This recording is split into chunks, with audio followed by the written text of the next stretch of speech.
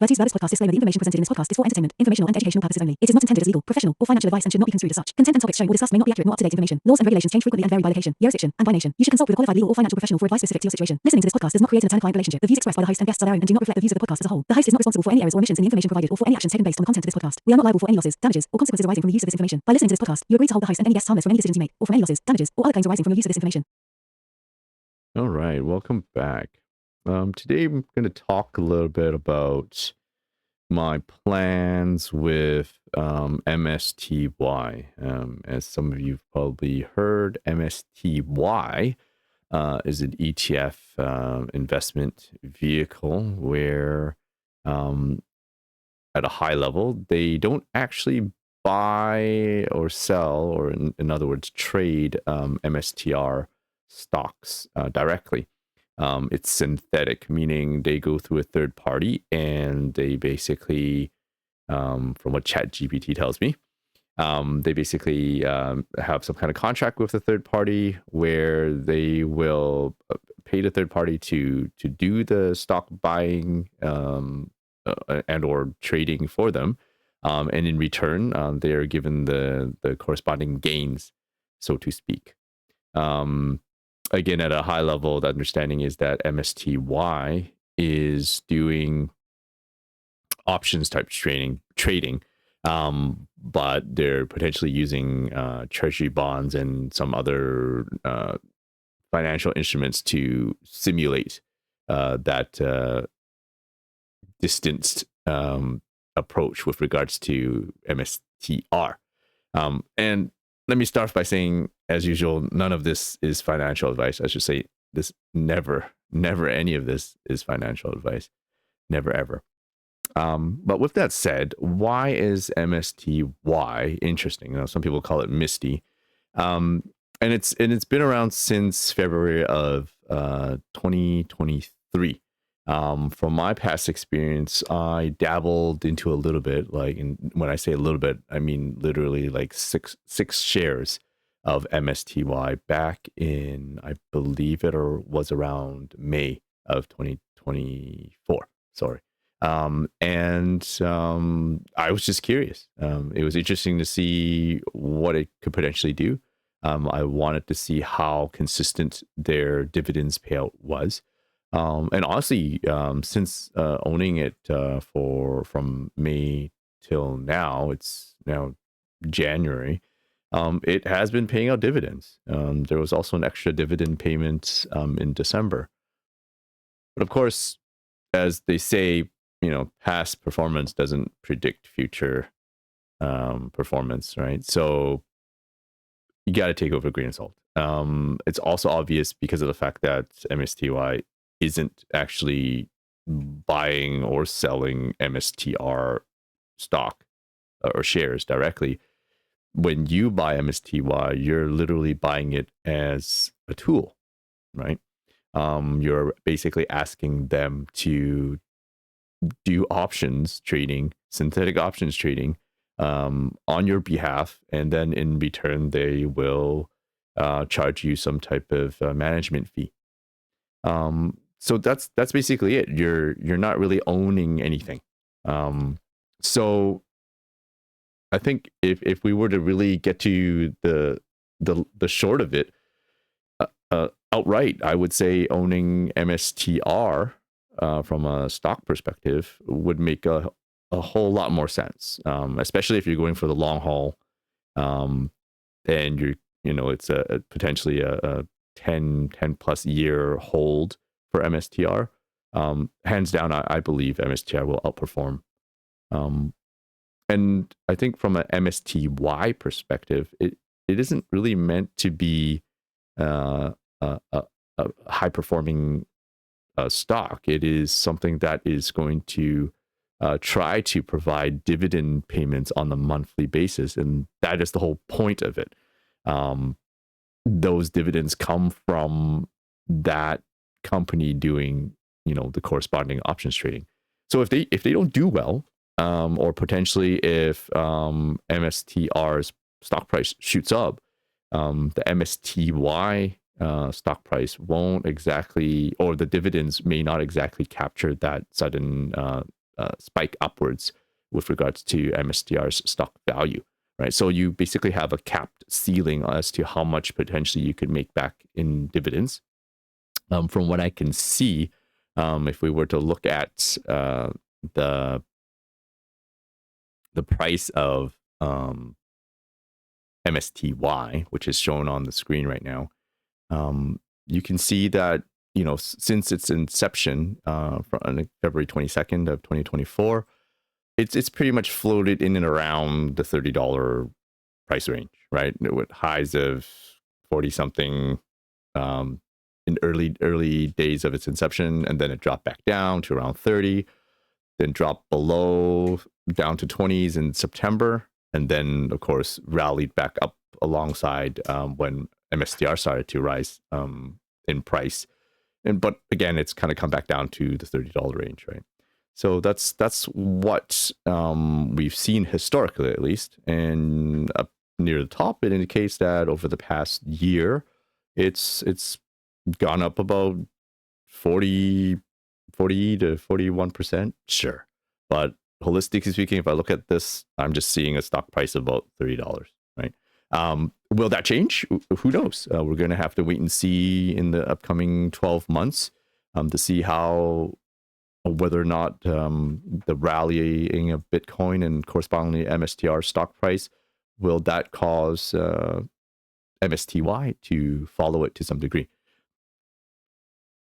Now, on the screen here is off the internet, basically a recap of dividend payouts per share by date. So we can see down at the bottom, I started it off somewhere around February 26th was the declaration date.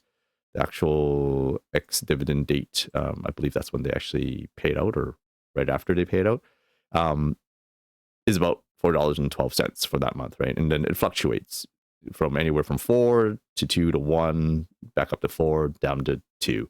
So on average, you're probably looking at maybe $2 to $3 per share per month.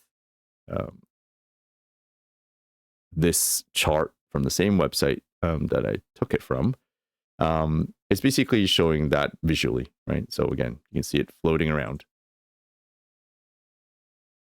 Now, if we were to compare that to how MicroStrategy did over the same period of time, where I've indicated it's February 22nd and onwards, hands down, if you look at the top left corner, MSTR has been up 724%. So I don't think we really need to do any real math, so to speak. You can if you want. But the bottom line is, if you were to put your money into MSTR, and again, past performance doesn't indicate future performance, but from this historical comparison, same amount of money put into MSTR would have yielded 724% compared to, let's go back a little bit just so I can see what it was, 40%. Well, 40% isn't bad, but again, if you're gonna bid on the horse, you might as well bid on the fastest one. Now, as I watch the conversations take place, and I don't see them all, but for the ones I do catch on Twitter or X, this particular screenshot is the calculations done by a gentleman that goes by the name of Thomas Young. And Mr. Young here very graciously put together the calculations in some spreadsheet format, and he's basically showing MSTY drip play, right? I think DRIP stands for Dividend Reinvestment Plan, something along those lines. Basically, what you do in the drip play is every month of dividends you get back, you are then buying more shares of MSTY and snowballing it, compounding it. And what is shown in his calculations is that by the end of that particular, or I guess not quite a full year, but up until January at least, there is a gain of about 324% if you were to start off with 10,000 shares and you continue to snowball or compound the dividends and buying more MSTY shares using those dividends and repeating for the course of about, I don't know, from Feb to January, almost 1 year. Now that's not too bad. 324% is the total return. And then at the bottom, he shows that if you were to buy MSTR and you buy and hold and didn't do anything else with it, same amount investment up front, as you can see, you'd get 397%. And that's basically MicroStrategy or Michael Saylor doing the work for you. All right. So it's comparable, but at the end of the day, when you buy MSTR, you are actually buying shares of the company. Whereas with MSTY, you're not really buying anything. It's an investment tool. But it's neat to see that comparison, right? So it looks like it's pretty close, but obviously MSTR is still better, and you're actually holding something legitimately.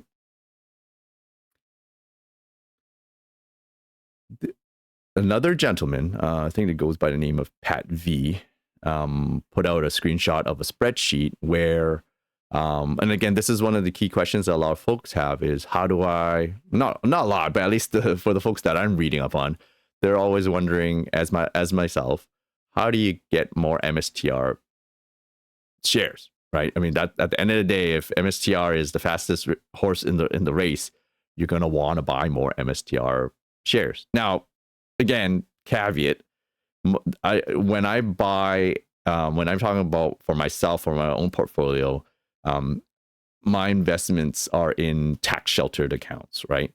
So that's why from MSTY perspective, when you get dividends, if it's in a non-tax sheltered, then you're going to have to pay tax on those dividends. But because I have it in a tax sheltered account, I don't have to. It's deferred, right? So hence, that's the only reason why I would consider this, because if I constantly have to pay tax on the dividends, then obviously the more MSTY shares I potentially have, the more dividends it would generate, sure, but then the more tax I would potentially have to pay. Whereas if it's in a tax sheltered account, I don't have to worry about that too much.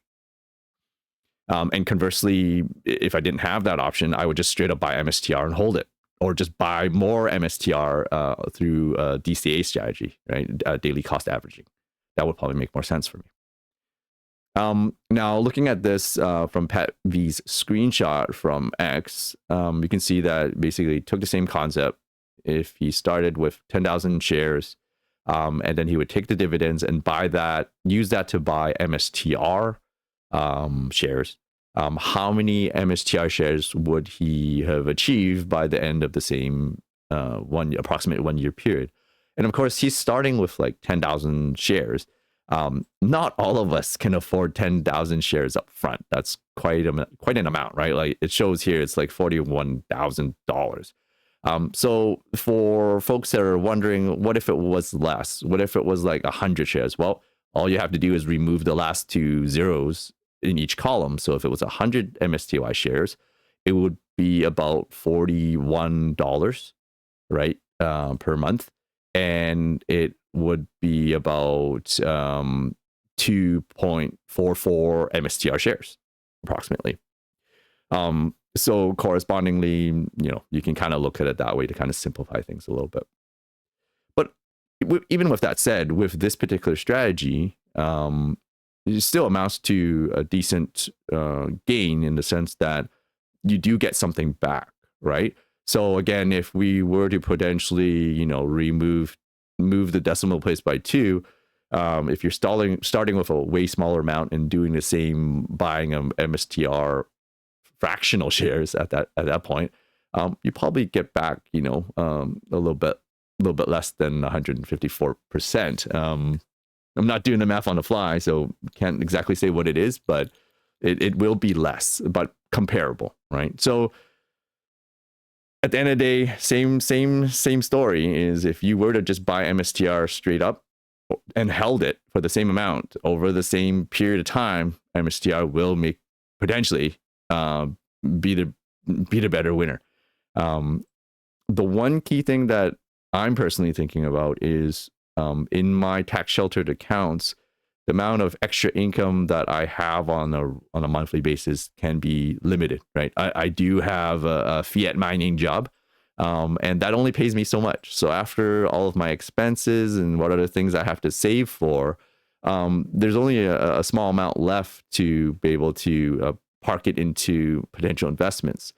So if that's said, if that amount is relatively small, how do I grow my MSTR shares over time, right? And so that's the aspect that I'm looking at. Obviously, even if you were to use MSTY as the investment vehicle, you do have to buy in a certain amount of shares to make it somewhat worthwhile. Because if you only have 100 shares, you're really getting back $4. Well, in this case, $2 to $3 per share. So let's say it's $3, you get back $300 if you have 100 shares of MSTY per month, which is not bad. But are you going to be able to buy a whole share of MSTR? Probably not, because the price of MSTR over time potentially will continue to climb. Whereas the amount of MSTY shares that I potentially have might be fixed, especially if I'm doing this strategy where I'm using the dividend to buy more MSTR. I'll get snippets or little fractions of MSTR over time, but it won't be the same as if you were to try to snowball MSTY dividends back into MSTY shares. But again, you're not really getting anything out of buying more MSTY shares. You'll just get more dividend. So at some point, you're going to want to do something with that dividend. So I'm going to go on the journey of buying a certain amount of MSTY shares just to keep it, I guess, a risk acceptable from my perspective. There's always risk. I mean, if we're looking at MSTY, that's playing off of MSTR's options, and MSTR then plays also off of Bitcoin. That's like 3 layers, right? I think quant bros call it vol on vol on vol. Maybe not as bad. They usually refer to the vol on vol on vol when it's talking about MSTU or MSTX. But when I look at MSTY, I kind of put that somewhere in around that category as well, because that volatility does compound a little bit, especially on top of Bitcoin, on top of MSTR, and then you're doing options trading on MSTY. Yeah. And then there's also the risk of how MSTY is interacting with their third party, because they're not touching the MSTR shares directly, as mentioned earlier. So there's that level of risk. So you kind of have to think about it that way, or at least I do. But does that mean that it's not worth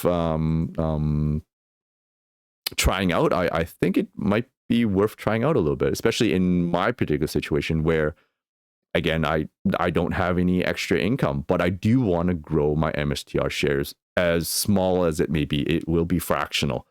That's still better than buying only when I have potential extra income, because that may not be all that often. So what I've done is I have reallocated, a small portion of my portfolio in my tax sheltered investment accounts to basically, buy a small amount, slightly larger than the 6 shares that I have, and basically see how that works out on a monthly basis. I'm going to have to continue to monitor this. So most likely I will be doing future podcast episodes where I will look back at how things are going, right? And, how we started, obviously. With that said, again, we're in the bull cycle, right? And for the next 12 months potentially, and arguably when MSTY started back in February of 2024, it was already on the upward trend for Bitcoin's price and correspondingly MSTR's price, looking back at the charts. So it's, again, I'm not an expert, but if even if you're buying anything in a bullish environment, at least Bitcoin related, you're going to be up, right? Whether it's Bitcoin, whether it's MSTR, in this case, MSTY. So it's a lot easier to do, I believe, at least, to do well in those type of environments. My key question would be, how will MSTY perform once we hit the bear cycle, right? I have some folks telling me, friends and whatnot, saying they believe, because it's options related, that in a bear market, MSTY might still do pretty well. I think the key thing here is as long as there's volatility, MSTY should be able to capture that through their options trading. But of course, that's yet to be seen, right? So again, anyone interested in doing this for themselves, always go by your own level of risk acceptance. I have mine defined for me. I'm gonna see how that plays out over the course of this year, and then reevaluate. I think that's the most important part. And as usual, none of this is financial advice. Please do your own research. That's your best way of understanding any of this. And as mentioned, I think ChatGPT is quite useful. I would take ChatGPT's answers with a grain of salt, but it is great in terms of being able to allow you to ask questions and get back relevant answers. Of course, you should definitely follow up to see if those answers it provides is accurate or not. And I think that's it. I'll share that much for now, and we'll circle back in a future episode to see how things are. Thanks for your time.